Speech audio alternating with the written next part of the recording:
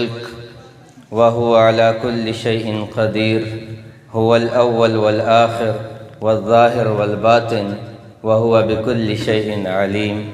الحمد لله الذي كتب الآثار ونسخ الآجال، والقلوب عنده مفضية والسر عنده علانية، والحلال ما أحل والحرام ما حرم، والدين ما شرع والأمر ما قضى.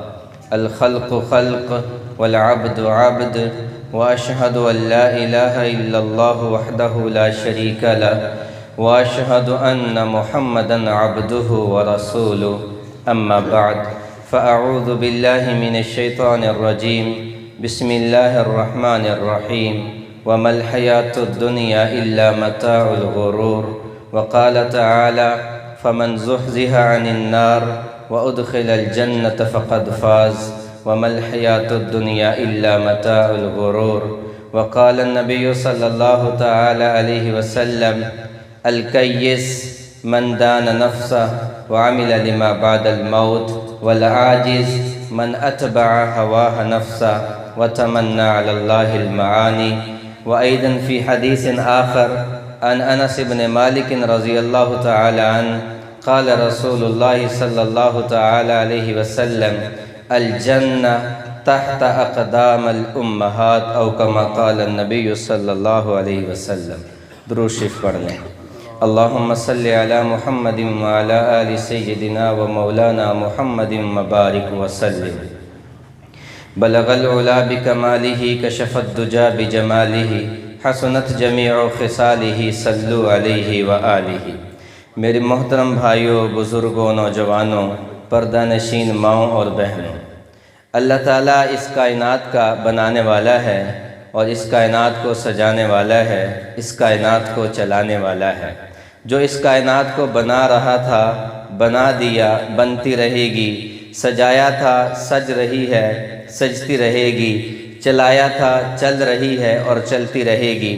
وہ خالق کائنات، وہ بنانے والا، وہ سجانے والا، وہ چلانے والا، مالک و خالق یہ اعلان کرتا ہے کہ اس کو بقا نہیں، اس کو فنا ہے. زندگی اور موت دو الگ الگ رستے ہیں، یہ آپس میں مقابلے میں آتے رہتے ہیں. زندگی کا مقابلہ ہوتا ہے موت کے ساتھ، اور اسی طرح بقا کا مقابلہ ہوتا ہے فنا کے ساتھ. تو تاریخ یہ بتاتی ہے، حقیقت یہ بتاتی ہے کہ موت زندگی کو شکست دے جاتی ہے. زندگی آج تک موت سے جیت نہیں پائی، اور جب بنا اور فنا کی بات ہوتی ہے تو بقا کو دوام نہیں، فنا جیت جاتی ہے، بقا ہار جاتی ہے. کل من علیہا فان ویبقى وجہ ربک ذو الجلال والاکرام فبأی آلاء ربکما تکذبان. اس پوری کائنات کے ڈھانچے کو، نظام کو بنانے والی ذات، وہ کون ذات ہے؟ ان ربکم اللہ الذی خلق السماوات والارض فی 6 ایام ثم استوى علی العرش یغشی اللیل النہار یطلبہ حثیثا والشمس والقمر والنجوم مسخرات بامرہ الا لہ الخلق والامر تبارک اللہ رب العالمین. خود اعلان فرما رہی ہے، زمین کو، آسمان کو 6 دن میں بنایا، پھر سورج کو بنایا، پھر رات کو بنایا، پھر چاند کو بنایا، پھر دن کو بنایا. یغشی اللیل النہار، ایسا ہوتا ہے رات آتی ہے، پھر رات کے بعد سورج نکلتا ہے، دن کا اجالا رات کے اندھیرے کو ڈھانپ لیتا ہے. ویغشی النہار اللیل، پھر جب دن آتا ہے تو پھر سورج ڈھلنا شروع ہوتا ہے. ایک ٹائم آتا ہے کہ رات دن کے اندھیرے کو ڈھانپ لیتی ہے. اتنا خوبصورت نظام بنانے والا کون ہے؟ پھر اللہ ہی سوال کرتا ہے: الا لہ الخلق والامر. تم میں سے کوئی ہے ایسا بنانے والا؟ تم میں سے ہے کوئی ایسا چلانے والا؟ تم میں سے ہے کوئی ایسا سجانے والا؟ تو جب جواب ملتا ہے کہ کوئی نہیں ہے، قل هو اللہ احد اللہ الصمد لم یلد ولم یولد ولم یکن لہ کفوا احد. ایک ہی ذات ہے جو بنا بھی رہی ہے، چلا بھی رہی ہے، کھلا بھی رہی ہے، جو نہ بیٹا ہے کسی کا، نہ وہ کسی کا باپ ہے. وہی احد ہے، وہی صمد ہے، وہ بے نیاز ہے دنیا کی ساری چیزوں سے. اسی رب کائنات نے سوال کیا: الا لہ الخلق والامر، ہے کوئی ایسا بنانے والا؟ جب کسی نے جواب نہ دیا تو خود ہی جواب دینا پڑا: تبارک اللہ رب العالمین. ایک ذات ہے جو دونوں جہانوں کو یہ بنا سکتی ہے۔ وہ کون ہے؟ وہ تیرا رب ہے۔ کیسا رب ہے؟ لہو ما فی السماوات و ما فی الارض، زمین کے اندر، آسمانوں کے اندر، وما بینہما، زمین کے اور آسمان کے درمیان جو کچھ ہے یہ بھی، وما تحت الثری، اور زمین کے خزانوں کے تہوں کے اندر جو خزانے، ان کا مالک کون ہے؟ وہ اللہ ہی ہے۔ وہ کیسا ہے؟ لہو ما فی السماوات و ما فی الارض سنۃ ولا نوم، زمین و آسمان کے خزانے اس کے، نیند اس کو نہیں آتی، اونگ اس کو نہیں آتی، کھانے کا محتاج وہ نہیں، پینے کا محتاج وہ نہیں، جو ساری چیزوں سے ماورا ہو، جو ساری چیزوں سے بالا ہو، وہی انسان کی ضروریات کو پورا کر سکتا ہے۔ وہ اسی رب نے یہ سارا نظام بنا کے پھر اعلان کیا، رب المشرق والمغرب، وہ مشرق کا بھی رب ہے، وہ مغرب کا بھی رب ہے، اور اسی نے اعلان کیا ہے کل من علیہا فان، یہ سارا نظام جو میں نے بنایا ہے اس کو بقا کوئی نہیں، اس نے بھی فانی ہونا ہے، ختم ہونا ہے۔ اور ختم کیسے ہوگا؟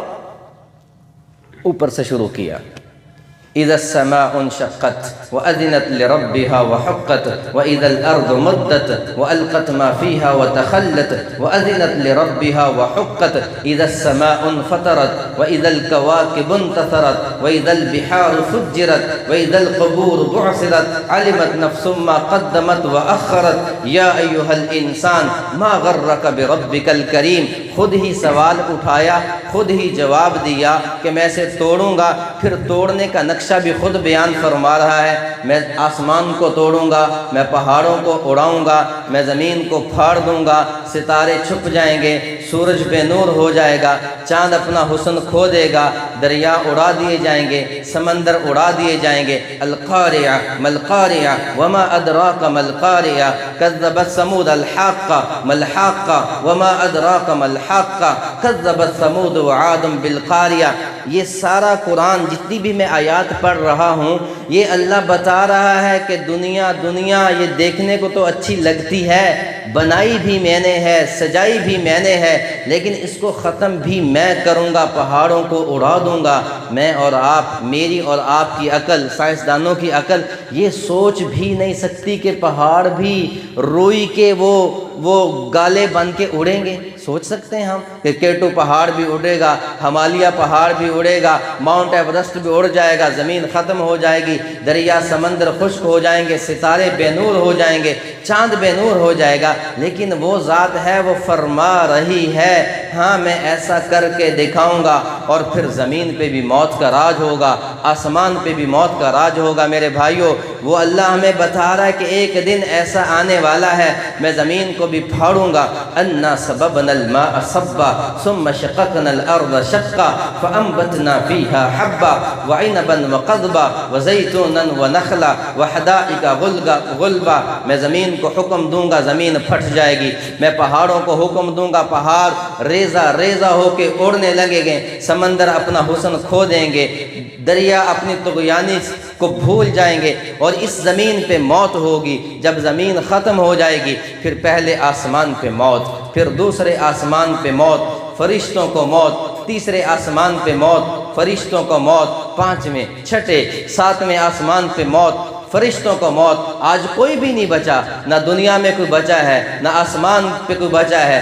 اب کون بچا؟ حدیث میں آتا ہے عرش کو اٹھانے والے فرشتے زندہ ہیں، اور 4 مقرب فرشتے جبریل، میکائیل، اسرافیل، عزرائیل، یہ 4 مقرب فرشتے زندہ ہیں، اور عرش کو اٹھانے والے فرشتے زندہ ہیں۔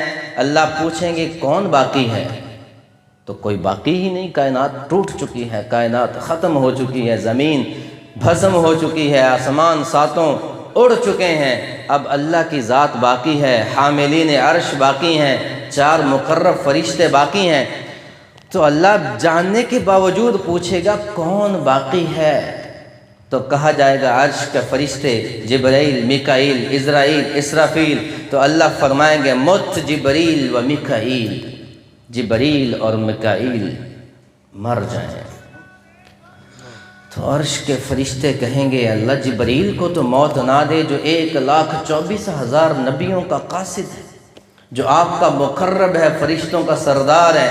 تو اللہ فرمائیں گے موت موت मर जाओ। और आप फरमाएंगे उस्कुत फ़क़द कतबतुल मौत अला मन कान तहत अर्शी, खामोश, आज मेरे अर्श के नीचे हर चीज़ को मौत है। जिब्रील भी मरा पड़ा है, मिकाईल भी मरा पड़ा है। और फिर अल्लाह पूछेंगे कौन बाकी है?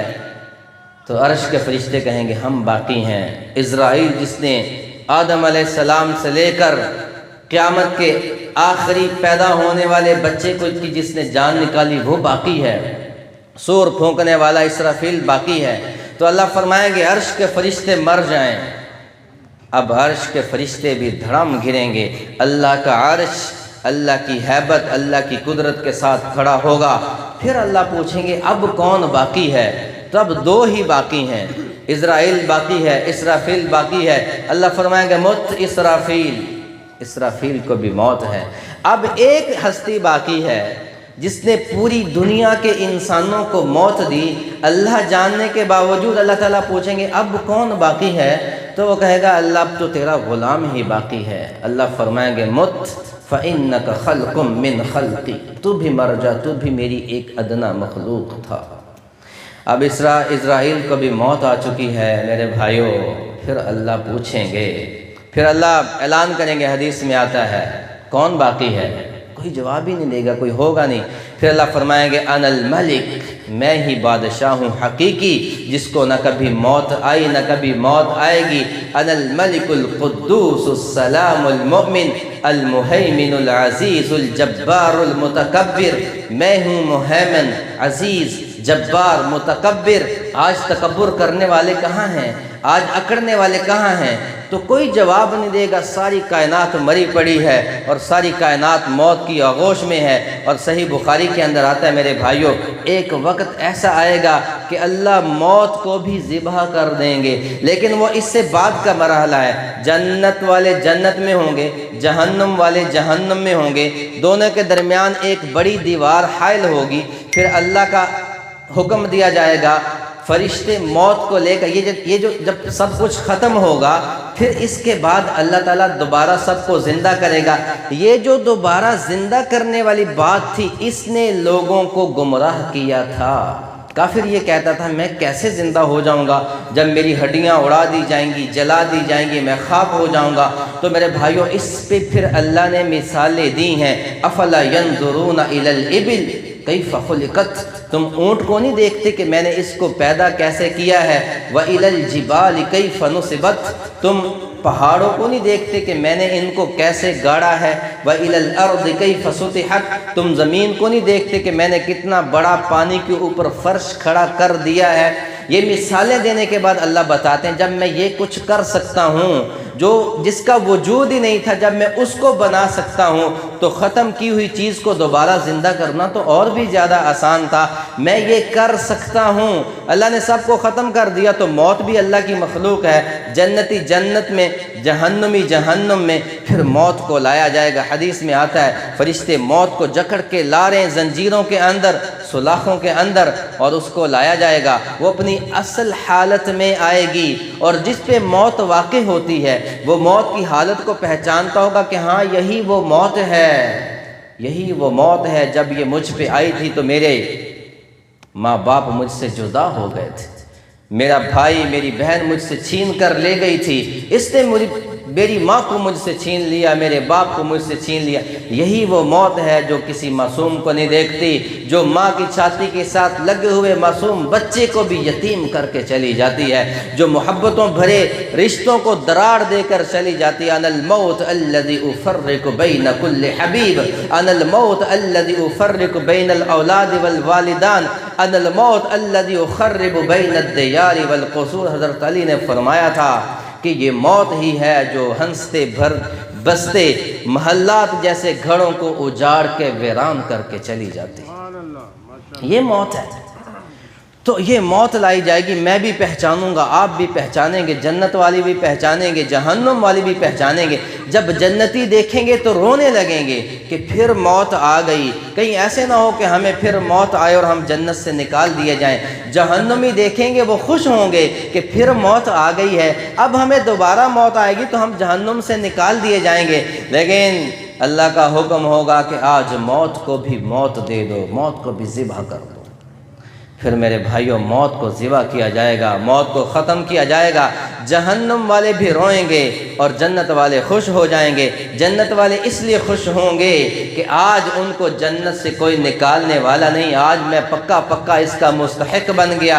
ان للمتقین مفازا حدائق واعنابا وکواعب اترابا وکأسا دہاقا فاما من اوتی کتابہ بیمینی فیقول ہاؤم اقرؤوا کتابیا انی ظننت انی ملاق حسابیا فہو فی عیشۃ راضیہ فی جنت عالیہ قطوفها دانیہ کلوا واشربوا ہنیئا بما اسلفتم فی الایام الخالیہ۔ جنت کو میرے اللہ نے بیان کیا ہے کہ یہ جو تم ٹوٹا پھوٹا سجدہ دیتے ہو اس کی بڑی قیمت لگانے والا ہوں، یہ جو تم زکوٰۃ دیتے ہو میں اس کی بڑی قیمت لگانے والا ہوں، یہ جو تم گرمی کی شدت برداشت کر کے مجھے راضی کرنے کے لیے روزے رکھتے ہو میں اس کی بڑی قیمت لگانے والا ہوں۔ کیسی قیمت یا اللہ؟ ایسی جنت جو کسی آنکھ نے دیکھی نہ ہوگی، ایسی جنت جو کسی ذہن نے تصور نہ کی ہوگی، ایسا نقشہ جو کسی انجینئر کے ذہن میں بھی نہ آیا ہوگا، ایسی خوبصورت جنت جس کے اندر میوے ہیں، باغات ہیں، غلمان ہیں، حوریں ہیں، دودھ کی نہر، شہد کی نہر۔ جتنا بھی کوئی بڑا آدمی دنیا میں بن جائے وہ ایسا گھر اپنا نہیں بنا سکتا۔ اپنی کوئی ساری پراپرٹی بیچ دے، 7 نسلیں کمائیں اور 7 نسلیں صرف یہ جوڑیں کہ میں ایسا گھر بنا لوں جو اوپر گھر ہو، نیچے 2 نہریں چلتی ہوں، ایک میں شہد بہہ رہا ہو، ایک میں دودھ بہہ رہا ہو، اور وہ اس کے اوپر باغات لگے ہوں جس کے خوشے نیچے لٹک رہے ہوں۔ میں اپنے گھر کا ونڈو کھولوں اور میں ہاتھ بڑھاؤں، کبھی سیب توڑوں، کبھی میں انگوروں کا گچھا توڑوں، کبھی میں کھجوریں کھاؤں، ہم کھپ جائیں، ساری کائنات کھپ جائے، ایسا نقشہ نہیں بنا سکتی۔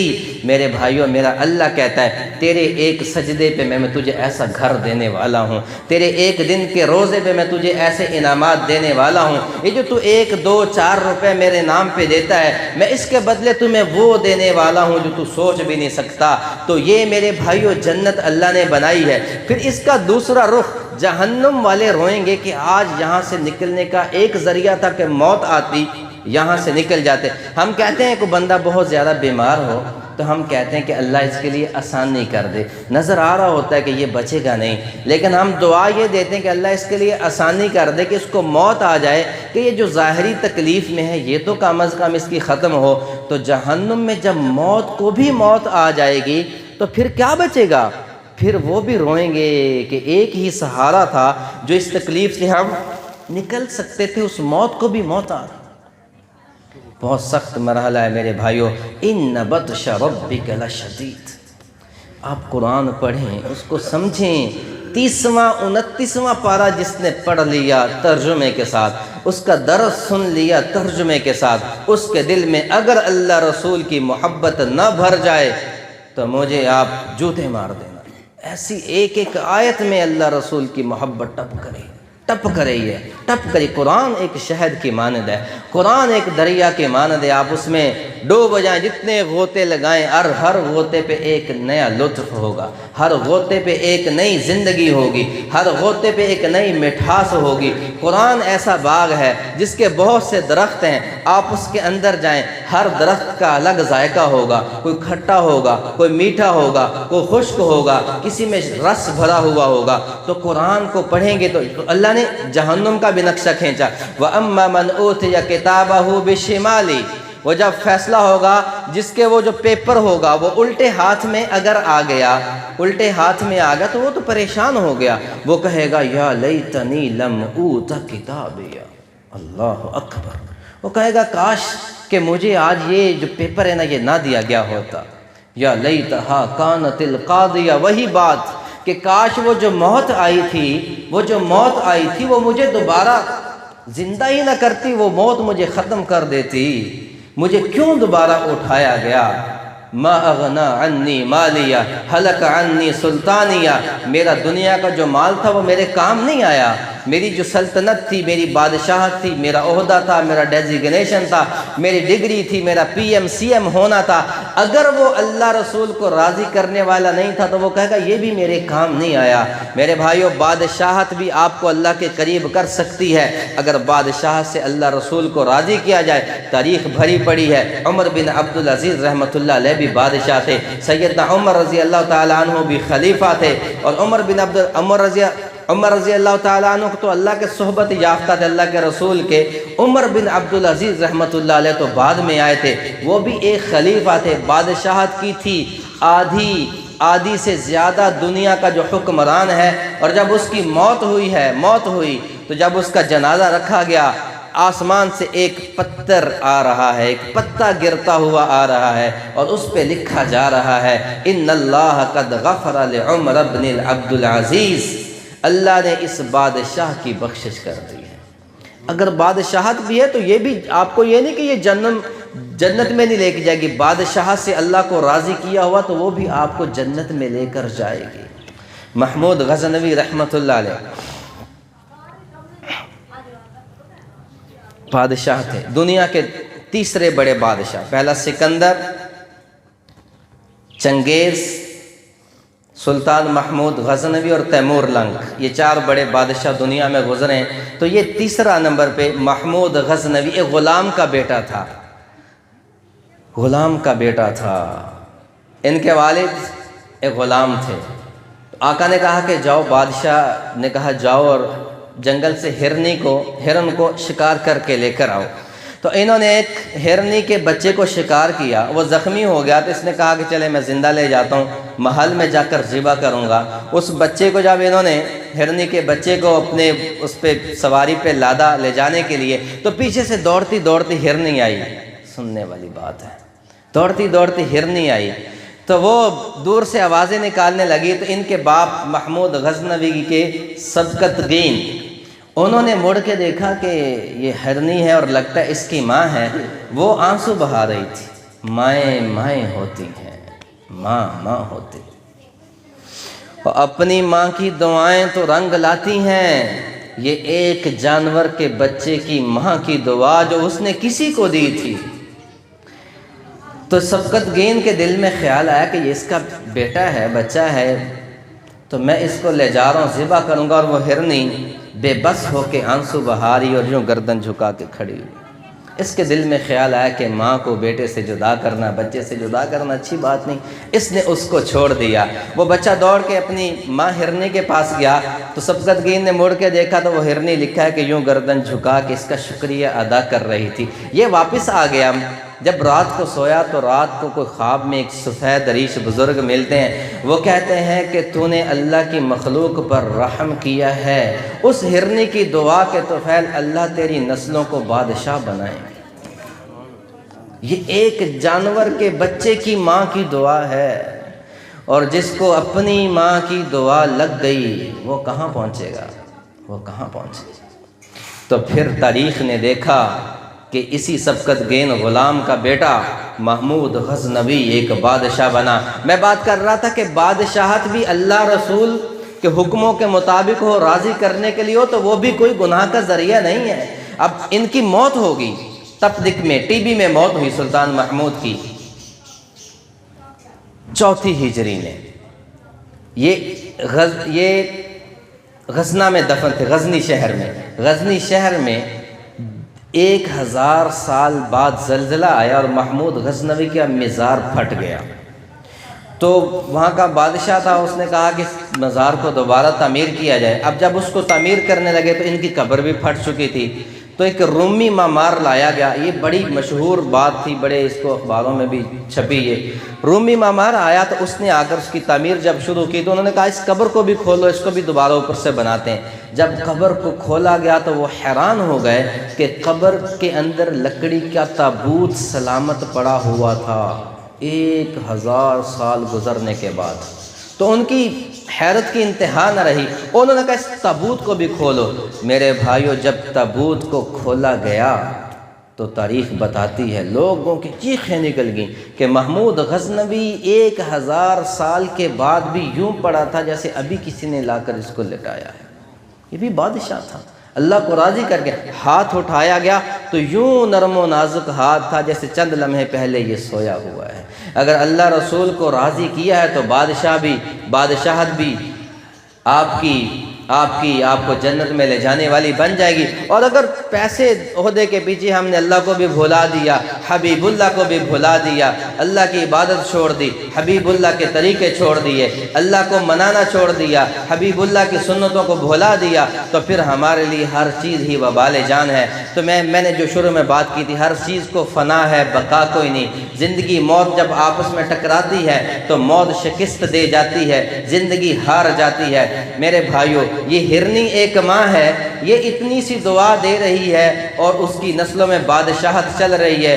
جو حقیقی ماں ہو وہ اپنی اولاد کو جب دعا دے تو اس کا کیا مقام ہوگا۔ ان کی والدہ کا انتقال ہوا، یہ جو صدمہ ہے یہ یہی برداشت کر سکتے ہیں۔ موسیٰ علیہ السلام طور پہ جا رہے ہیں، طور پہ اماں کا انتقال ہو چکا ہے، پاؤں پھسلا، ہاتف غیبی سے آواز آتی، اے موسیٰ کلیم، اے موسیٰ کلیم، سنبھل کے چلنا، تیرے پیچھے دعا کرنے والی ماں کا سایہ اٹھ گیا ہے۔ ماں نہیں ہے، نبی ہے، نبی کہ ماں کا سایہ اٹھ گیا۔ میرے نبی کے صحابی حضرت اویس قرنی رضی اللہ تعالیٰ عنہ، آپ نے ایک دفعہ آپ کی زندگی کے آخری ایام تھے، ان کو بلایا، حضرت عمر کو، حضرت علی کو، اور فرمایا کہ اے عمر، اے علی، عمر تیرے زمانے میں ایک آدمی آئے گا، اس کا قد درمیانہ ہوگا، اس کا رنگ گندمی ہوگا اور اس کے جسم پہ سفید دھبے ہوں گے، نام اس کا اویس ہوگا، یمن کا رہنے والا ہوگا، قرن قبیلہ ہوگا۔ اے عمر تیرے زمانے میں وہ آئے گا۔ یہ میرے نبی کی بشارت تھی جو عمر رضی اللہ تعالیٰ عنہ کو دے رہے ہیں۔ اور عمر کون ہے؟ عمر وہ ہیں، میرے نبی نے فرمایا لو کان بعدی نبی لکان عمر، میرے بعد اگر کوئی نبی ہوتا تو وہ عمر ہوتا۔ اس عمر کو میرے حبیب یہ وصیت کر رہے ہیں۔ عمر کون ہے؟ میرے نبی فرماتے ہیں عمر تو مدینہ کی جس گلی میں جاتا ہے، اگر شیطان آ رہا ہو تو وہ تجھے دیکھ کے بھاگ جاتا ہے، رستہ بدل لیتا ہے۔ اس عمر کو میرے حبیب، میرے نبی یہ نصیحت کر رہے ہیں، عمر تیرے زمانے میں ایک آدمی آئے گا، جب وہ تم اس کو پالو، اس سے مل لو تو اس کے پاس جانا، علی تو بھی جانا، عمر تو بھی جانا، اور اس سے اپنے لیے دعا کروانا۔ یا رسول اللہ کیوں دعا کروائیں؟ دعا اس لیے کروانا کہ وہ جب دعا کے لیے ہاتھ اٹھاتا ہے، اللہ کی رحمت ایسے جوش کھاتی ہے، ایسے جوش کھاتی ہے کہ اس کے ہاتھ خالی نہیں لوٹاتے۔ حضرت عمر کا زمانہ خلافت آ گیا، وہ اللہ کے نبی کی بات یاد آ گئی، تو پھر آپ ہر سال حاجیوں سے اعلان کرواتے کہ بھئی اویس کوئی آیا یا نہیں آیا۔ ایک سال حضرت عمر نے سارے حاجیوں کو اکٹھا کیا اور اعلان کیا کہ سارے حاجی کھڑے ہو جاؤ، اور جو یمن والے ہیں وہ کھڑے رہیں، باقی سارے بیٹھ جائیں۔ یمن والے لوگ کھڑے رہے، باقی سارے بیٹھ گئے۔ پھر آپ نے اعلان کیا کہ بھئی جو یمن کا قبیلہ مراد ہے، مراد، وہ کھڑے رہیں، باقی سارے بیٹھ جائیں۔ تو مراد کے چند لوگ کھڑے رہے۔ مراد کی شاخ تھی قرن، پھر آپ نے فرمایا قرن شاخ والے کھڑے رہیں، باقی سارے بیٹھ جائیں۔ تو قرن کے ایک بندہ کھڑا رہا، باقی سارے بیٹھ گئے۔ آپ نے پوچھا، حضرت عمر نے پوچھا آپ کرنی ہو؟ کہا جی کرنی ہو۔ کہا اویس کو جانتے ہو؟ انہوں نے کہا جی میں جانتا ہوں، میرا بھتیجا ہے، حج پہ آیا ہے۔ جی آیا ہے۔ کہاں ہوگا؟ وہ عرفات کی طرف اونٹ چڑھوانے گیا ہے۔ عمر رضی اللہ تعالیٰ عنہ جو خلیفہ وقت ہیں، جن کو جنت کی بشارت دی گئی ہے، وہ فوراً دوڑے، حضرت علی کو ساتھ لیا۔ علی کون ہے؟ کرم اللہ وجہ الکریم، علی کون ہے؟ میرے نبی نے فرمایا یہ جنت کے ادھیڑ عمر لوگوں کے سردار ہوں گے۔ علی کون ہے؟ میرے نبی نے حضرت علی کا ہاتھ پکڑا، یوں اٹھایا، سینے سے لگایا، فرمایا علی تو میرا بھائی ہے، جنت میں میں اور علی یوں اکٹھے ہوں گے۔ یہ ہستی علی کون ہے؟ فاطمہ رضی اللہ تعالیٰ عنہ کے شوہر۔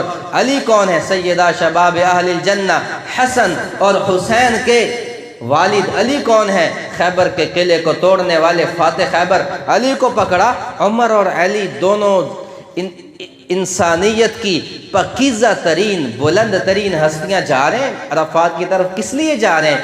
اویس کو ڈھونڈنے جا رہے ہیں۔ اور جا کر دیکھا وہ نماز پڑھ رہے تھے، یہ پاس بیٹھ گئے۔ پوچھا بھئی کون ہو؟ تو انہوں نے کہا میں اویس ہوں، اویس۔ تو حضرت علی فرمانے لگے ہمارے لیے دعا کرو۔ تو وہ کہتے ہیں آپ کون ہیں؟ حضرت علی نے فرمایا یہ میرے بھائی عمر ہیں، عمر رضی اللہ تعالیٰ عنہ خلیفہ وقت، تو اویس کرنی رضی اللہ جلدی جلدی سیدھے ہوئے، کہا جی میں معافی چاہتا ہوں، میں نے آپ کو پہچانا نہیں۔ تو حضرت عمر رونے لگے، فرمایا پہچاننے کو چھوڑو، میرے لیے دعا کرو، علی کے لیے دعا کرو۔ تو وہ کہتا ہے جی میں تو آپ کے پاؤں کی خاک کے ذرے جیسا بھی نہیں، اور ہے بھی نہیں۔ جس نے نبی علیہ السلام کی صحبت کو پایا، میرے آقا کی صحبت کو پایا، وہ ایسے نفوس قدسیہ تھے کہ ان کو آنے والے نہیں پہنچ سکتے تھے، لیکن یہاں پہ تعلیم دی جا رہی۔ تعلیم کیا دی جا رہی؟ میرے حبیب نے کیا تعلیم دی؟ اے عمر، اے علی، اویس نے اپنی ماں کی خدمت اتنی کی ہے، ماں کی خدمت کی کرنے کی وجہ سے آقا کے پاس نہیں آ سکے تھے، تو اللہ نے یہ مقام دے دیا، اے علی، اے عمر، اویس نے اپنی ماں کی ایسی خدمت کی ہے اور ماں کی لبوں سے ایسی دعا نکلی ہے، اور وہ ایسا اللہ کا مقرب بن چکا ہے کہ جب بھی اویس دعا کے لیے ہاتھ اٹھاتا ہے، اللہ ہاتھ کو خالی نہیں لوٹاتا، نہیں لوٹاتا۔ کہ ماں کا مقام بتایا جا رہا ہے۔ میرے نبی جنت میں گئے، اور وہاں پر آپ خواب میں، ایک تو آپ معراج پہ گئے، خواب میں بھی جنت میں گئے، تو وہاں دیکھا قرآن کی تلاوت کی آواز آ رہی ہے۔ آپ نے جبریل سے پوچھا تلاوت کون کر رہا ہے؟ کہا یا رسول اللہ آپ کا غلام نعمان بن حارثہ تلاوت کر رہا ہے، تلاوت کر رہا ہے۔ تو آپ نے فرمایا وہ تو مدینہ میں ہے اور جنت میں تلاوت۔ تو پھر بتایا گیا یا رسول اللہ نعمان اپنی ماں کی خدمت ایسی کرتا ہے، اس کی خدمت کی وجہ سے اللہ کو نعمان بن حارثہ اتنا پسند آیا ہے کہ اللہ نے یہ فرشتوں کو حکم دے دیا ہے کہ نعمان بن حارثہ جب بھی قرآن کی تلاوت کرے، مدینہ کے اندر بیٹھ کر اس کی تلاوت کو تم عرش کے فرشتوں کو اور آسمان کے فرشتوں کو سنایا کرو۔ یہ میرے بھائیوں ماں کی خدمت کا صلہ تھا۔ ان کی والدہ چلی گئی، اللہ ان کے لیے آسانیاں فرمائے، ان کو جنت الفردوس میں اعلیٰ مقام، میں بات کو ختم کرتا ہوں، اعلیٰ مقام عطا فرمائے۔ لیکن مائیں بھولتی نہیں ہوتی، ماؤں کا فیض رکتا نہیں ہوتا، کٹتا نہیں ہوتا، یہ آپ کی رہنمائی کرتی رہتی ہوتی ہیں۔ اور اگر اس دنیا میں دوام ہوتا، بقا ہوتی، تو یہ دکھ تو میرے نبی نے بھی میرے بھائیوں برداشت کیا تھا۔ 6 برس کی عمر ہے، مدینہ سے واپس آ رہے ہیں میرے نبی۔ 6 برس کا بچہ کتنا ہوتا ہے؟ ہم تو بڑے ہیں، ہمارے تو خود آگے بچے ہیں، تو اتنا دکھ برداشت نہیں ہوتا۔ اور 6 برس جس کا سہارا ہی سارا ماں ہو تو اس پہ کیا بیتتی ہوگی؟ یہ مجھے اور آپ کو پیغام دیا جا رہا تھا کہ موت اٹل حقیقت ہے۔ یہ میں اپنے حبیب کی ماں کو بھی دے سکتا ہوں، اور اگر اللہ چاہتے تو اپنے نبی جس کے لیے کائنات بنائی گئی ہے، وَمَا أَرْسَلْنَاكَ إِلَّا رَحْمَةً لِّلْعَالَمِينَ، جس کی اللہ تعریف کرتا ہے، یا ایھا النبی انا ارسلناک شاہدا ومبشرا ونذیرا وداعیا الی اللہ باذنہ وسراجا منیرا، یاسین والقرآن الحکیم انک لمن المرسلین علی صراط مستقیم۔ ایسی پاکیزہ ہستی، ایسی پاکیزہ ذات، ایسی بلند مرتبے والی ذات کہ جس کی طرف سے اللہ خود جواب کافروں کو دیتا ہے، والنجم اذا ہوا ما ضل صاحبکم وما غوا وما ينطق عن الهوى ان هو الا وحی یوحى علمہ شدید القوى۔ پورے قرآن میں جس کی تعریف اللہ کرے، اور اللہ یہ بھی بتائے کہ میرے حبیب یہ کائنات کا سارا نظام میں نے اس لیے سجایا تھا کہ میں نے آپ کو دنیا میں نبی بنا کر بھیجنا تھا، اتنی بڑی ہستی کو بھی اس آزمائش سے گزارا ہے۔ مدینہ سے واپسی آ رہے ہیں، مقام ابوا آتا ہے، 4تھی منزل مکہ کی طرف، 3 دن کی مسافت مدینہ تھے، یہاں پر قافلے رکتے تھے۔ جب یہاں پر رکے، میرے نبی 6 سال کے ہیں، میرے اور آپ کے نبی 6 سال کے ہیں، 6 برس کے ہیں، اور ساتھ ایک غلام باندی ہیں، خادمہ حضرت ام ایمن رضی اللہ تعالی عنہ اور سیدہ آمینہ رضی اللہ تعالی عنہا، یہ 3 لوگوں کا قافلہ ہے۔ جب یہ ابوا پر پہنچا تو کائنات کی عظیم ترین ہستی کی عظیم ترین ماں کو بخار ہو گیا۔ اب کیا علاج کیا جا سکتا تھا وہاں پہ، کیا ہو سکتا تھا، یہ تو تاریخ خاموش ہے۔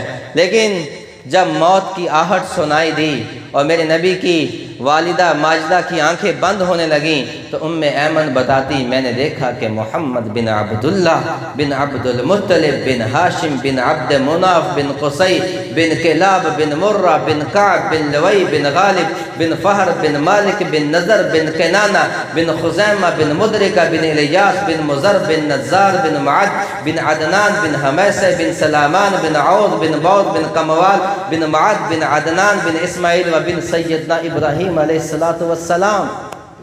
یہ مبارک ہستی اپنی ماں کے سینے پہ بے بس ہو کر گرے ہوئے اور ہلانے کی کوشش کرتے ہیں کہ اماں آنکھیں کھولیں، آپ کو کیا ہوا؟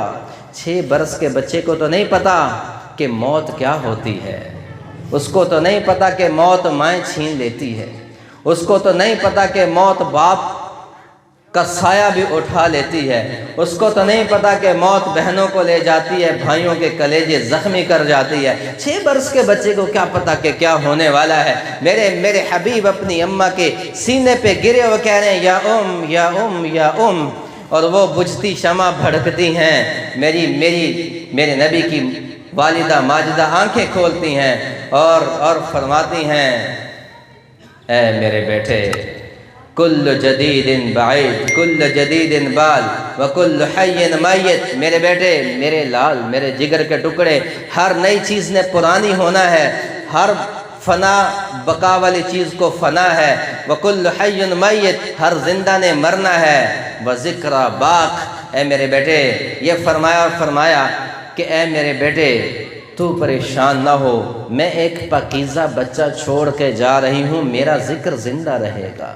یہ کہا اور جان آفرین کے سپرد کر دی۔ میں کہتا ہوں وہ ابوا کی پہاڑیاں بھی آنسو بہا رہی ہوں گی کہ ایسی عظیم ہستی اور اتنی بے بسی۔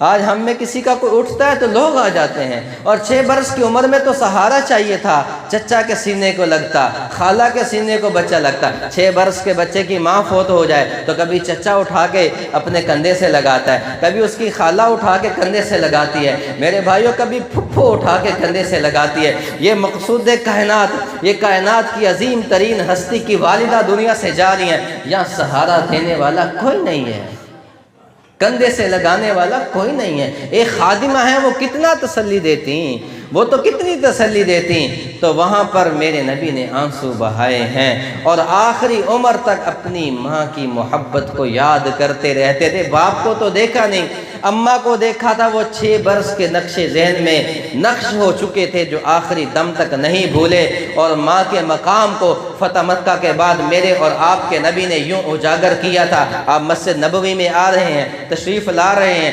صحابہ محبتوں کا اظہار فرما رہے ہیں، میرے نبی مصلی پہ کھڑے ہوئے اور آپ نے مسجد نبوی کو بھرے ہوئے دیکھا، اور یہاں پر ایک شاعر نے بڑی عجیب عکاسی کی تھی کہ وہ کیسے قبر بنائی ہوگی، وہ کیسے مٹی ڈالی ہوگی۔ ہم قبر بناتے ہیں، مٹی ڈالتے ہیں، پانی چھڑکتے ہیں، پھر پھول ڈالتے ہیں، اور شاعر کہتا ہے تجھے کن پھولوں سے ہم کفن دیتے، تو جدا ہی ایسے موسموں میں ہوا۔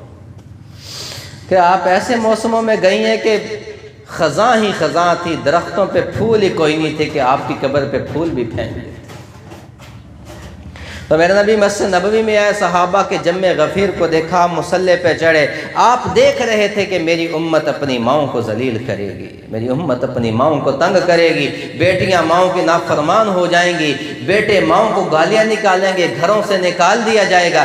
میرے حبیب یہ دیکھ رہے تھے، تو آپ نے اس جگہ پر یہ ارشاد فرمایا جو کبھی بھول نہیں سکتا تھا۔ صحابہ تو اللہ اکبر کہہ کے اپنی پیشانی کو جھکانے کے لیے منتظر کھڑے ہوئے ہیں، اور میرے نبی مصلی پہ کھڑے ہیں اور یہ فرما رہے ہیں میرے صحابہ، میں محمد مصطفیٰ عشاء کی نماز کے لیے مسجد آتا، بلال اقامت کہہ چکا ہوتا، میں تحریمہ کہہ چکا ہوتا، میں فاتحہ شروع کر چکا ہوتا، میرے گھر کی کھڑکی کھلتی، دروازہ کھلتا، میری امی مجھے آواز دیتی اے بنی محمد، تو رب کائنات کی قسم میں محمد مصطفیٰ نماز توڑ کے اپنی اماں کی بات کا جواب دیتا۔